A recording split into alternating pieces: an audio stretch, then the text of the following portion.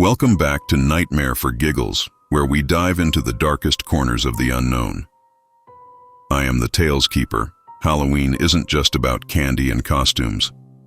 For some, it's the time when the veil between the living and the dead is thinnest. Tonight, I'm going to share with you 3 disturbing true Halloween horror stories that may have you rethinking your plans this year. Don't forget to put those headphones for the best audio experience. Are you ready? Let's begin.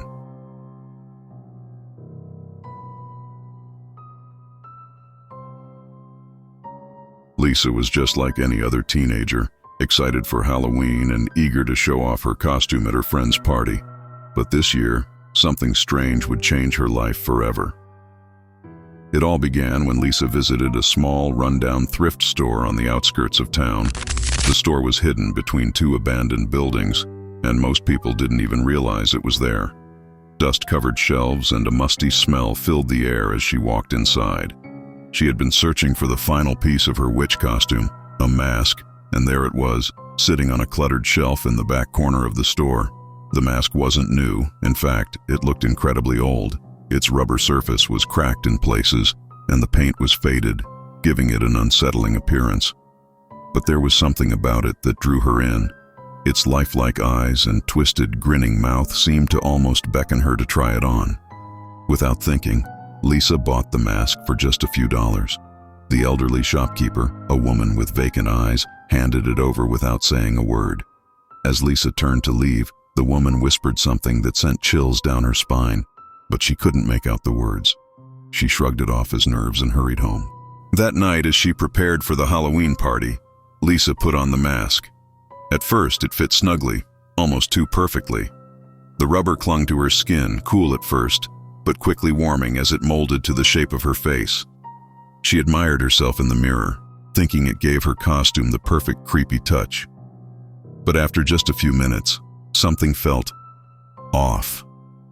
Her face began to itch, a deep burning sensation spreading across her cheeks. She reached up to remove the mask, but it wouldn't move. Lisa laughed nervously, tugging a little harder, but still, the mask clung to her skin. At this point, the itch had turned into a sharp, stinging pain, as if tiny needles were pricking her face. Panic set in. She rushed to the bathroom, splashing cold water over her face, hoping it would help loosen the mask. But when she looked into the mirror, she froze. The mask, it had moved.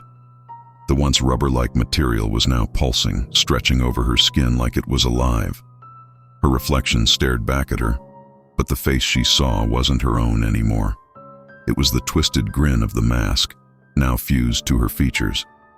Lisa screamed, desperately clawing at the edges, but the mask had sealed itself to her face. She rushed to her parents, but they could only watch in horror as their daughter's face disappeared beneath the ancient mask. They tried pulling it off, using scissors, even knives, but the more they struggled, the tighter it became. By now, Lisa was in agony, her skin feeling as if it were burning from the inside. The mask's twisted grin seemed to widen, its eyes dark and hollow. They rushed her to the hospital, where doctors were equally baffled. No one could explain how the mask had adhered to her skin so completely, almost as if it had grown roots into her flesh. After hours of surgery, they managed to remove the mask, but not without leaving deep, permanent scars across her face. But what was most disturbing, was what the surgeons found. Tiny, almost invisible tendrils had woven into her skin, as if the mask had been trying to merge with her. It wasn't just a mask, it was something else. In the days following the surgery, Lisa's recovery was slow, but the nightmares came almost every night. She would see the mask, feel it creeping back over her face, hear the muffled voice of the shopkeeper. The doctors prescribed medication to help with her sleep, but the dreams only got worse. A week after the incident, Lisa's parents drove back to the thrift store, demanding answers. But when they arrived, the store was gone.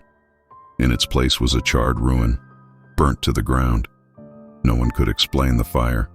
No one had even seen it burn. But among the ashes, they found a single item that hadn't been touched by the flames.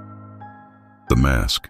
It sat there, untouched, the same lifelike eyes and twisted grin staring up at them. Lisa never wore another Halloween costume again, and the nightmares, they never stopped. Halloween of 1992 started off like any other in the quiet suburban neighborhood where Mr. and Mrs. Thompson lived. The Thompsons had always loved Halloween. It was their favorite holiday of the year. Every October, they transformed their house into the scariest spot on the block, complete with fog machines, carved pumpkins, and even a haunted house set up in their front yard. That year they had gone all out. Fake cobwebs draped over every tree, glowing skeletons lit the walkway, and eerie music echoed through the air. Kids came in droves, lining up for candy, screaming with delight as Mr. Thompson, dressed as a vampire, jumped out from behind bushes to scare them. Everything was perfect, until later that night. It was close to 9 p.m., long after most of the trick-or-treaters had come and gone, when a final knock echoed at their door. Mrs. Thompson opened it to find a boy standing alone on their doorstep. He looked about 8 or 9 years old, dressed as a pirate, a simple costume with a patch over one eye and a toy sword dangling from his belt. But there was something off. The boy was pale. His skin had a bluish tint, and his clothes were damp, almost like he'd been caught in the rain. Yet, it hadn't rained at all that night. He stood there in complete silence, just staring up at them with wide, sunken eyes. Mrs. Thompson smiled, offering him candy, but the boy didn't speak. He didn't say, "Trick or treat." He didn't smile. He just stared. Mr. Thompson stepped forward, trying to make small talk with the boy. "Where are your parents?" he asked. But the boy didn't answer. Instead, he turned slowly, almost robotically, and began walking down the driveway, his toy sword dragging behind him in the dirt. No words, no thanks, just silence. The couple watched as the boy disappeared into the darkness at the end of the street. And that was when Mrs. Thompson noticed something strange. A small black and white photograph lying on their porch. She picked it up, her hand trembling. The photo was old, creased, and yellowed at the edges. It showed a young boy, dressed exactly like the one who had just been at their door. But it was what was written on the back that made her heart race. In faded ink were the words, "Missing since Halloween 1978. Mrs. Thompson felt a cold chill run down her spine. 1978. That was more than a decade ago. She showed the photo to her husband, and they both agreed it was the same boy. But how could that be? They hadn't heard of any missing child in the area. Disturbed, they called the local police that night. An officer arrived within the hour, but when they showed him the photo, his face went pale. The officer recognized the boy. He had gone missing on Halloween night, 14 years earlier. The search for him had gone cold, and he had been presumed dead. The Thompsons were shaken, but what could they do? There was no way to explain what they had seen. The next day, life went back to normal, or so they thought, until a year later, on Halloween night, it happened again. It was late in the evening when another soft knock came at the door. Mrs. Thompson hesitated this time, her hand trembling as she opened it. There was no one there, but lying on the porch were 3 small candy wrappers, the exact same spot where the boy had stood the year before. This pattern repeated itself every Halloween after that. Sometimes the knock would come, sometimes it wouldn't, but the candy wrappers always appeared, as though the boy had visited them again, unseen. The Thompsons stopped handing out candy altogether. They boarded up their windows, turned off their porch lights. But nothing could stop the ghostly trick-or-treater.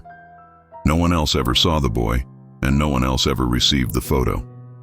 But every Halloween, the wrappers would be there, silent, waiting, reminding the Thompsons of the boy who never came home. In the fall of 2014, a small town in Maine hosted its annual Halloween festival, a much-anticipated event that drew crowds from all over the region. But that year, something went terribly wrong during one of the main attractions, the haunted hayride. A group of 5 teenagers, Sarah, Dylan, Casey, Marcus, and Jess, decided to join in on the fun. The haunted hayride was known for its eerie ambiance and scare actors who lurked in the woods, jumping out at riders when they least expected it. It was meant to be harmless fun, or so they thought. The tractor rumbled along, pulling a creaky old wooden wagon through the dense fog-covered forest. The air was chilly, and the path ahead was lit only by flickering lanterns.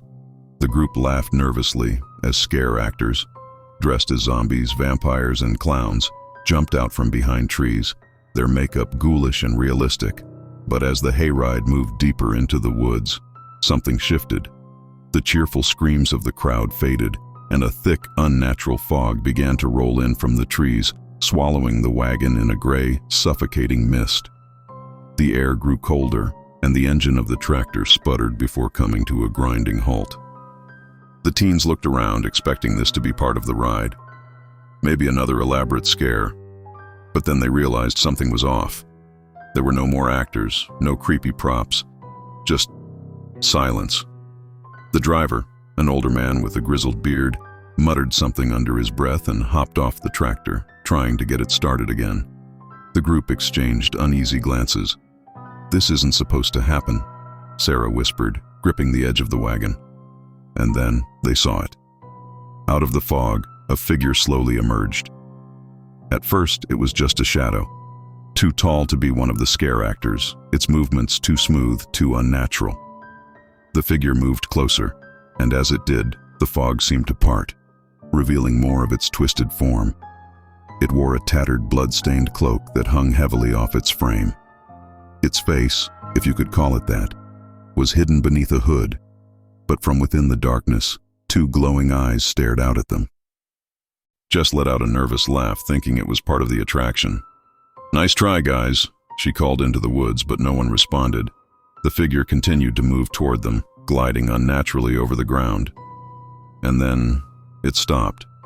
The driver, still bent over the engine, didn't seem to notice at first, but when Marcus called out to him, pointing frantically, the old man finally looked up.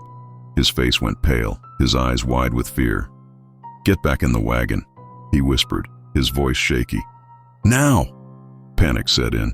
The teen scrambled to the center of the wagon as the figure continued to approach. It reached out an arm, long, thin, with fingers that seemed unnaturally sharp. The air around it felt colder, almost freezing. Dylan, the bravest of the group, stood up, yelling at the figure to back off. But the moment the figure reached him, everything changed. Its hand brushed against his arm, and Dylan screamed in agony, collapsing onto the wagon floor. Where the figure's hand had touched him, deep, red burns appeared, blistering and swelling as if he had been touched by fire. The others froze in terror, too afraid to move. The figure stood still for a moment longer, its hollow eyes watching them, before it slowly vanished back into the fog. The driver didn't hesitate this time. He jumped back onto the tractor, frantically turning the key until the engine roared to life. The wagon jerked forward, speeding through the woods as fast as it could, leaving the fog and the shadowy figure behind. But Dylan, he wasn't the same. By the time they reached the end of the trail, Dylan was pale and trembling, his arm covered in burns. The paramedics who arrived were stunned. They'd never seen anything like it. The burns were real, but there was no explanation, no source of heat, nothing. The teens were questioned, but no one could explain what had happened in the woods that night. Some thought it was a stunt gone wrong, others believed it was something far worse. The hayride organizers insisted there had been no actors dressed like the figure the teens described. In fact, the ride had already ended for the night, and they were the last group through. The burns on Dylan's arm never fully healed. They left permanent scars, both on his skin and on his mind. To this day, none of them can explain who or what touched him that night. But one thing is certain. Whatever it wasn't human. So, as you prepare your costume for Halloween, or maybe plan a night out with friends, just remember, some things like Lisa's mask can cling to you. Some visitors, like the Phantom Boy, may come without an invitation, and sometimes, even a fun hayride can take a deadly turn. If you enjoyed these terrifying true stories, be sure to subscribe and hit that notification bell so you won't miss what's coming next. And remember, the scariest things in life are often the ones you can't see. Sleep well, if you can.